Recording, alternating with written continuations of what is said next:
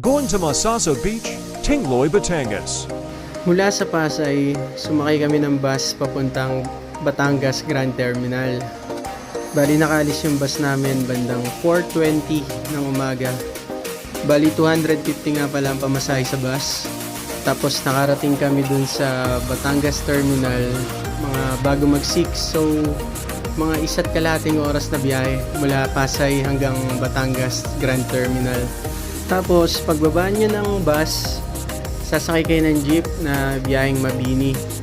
Bali ang pamasahe dito is 70 pesos per head.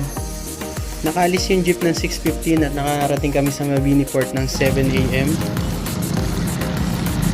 At ayun nga, hindi kami umabot sa 7:30 na alis, kaya maghihintay pa kami isang oras dito.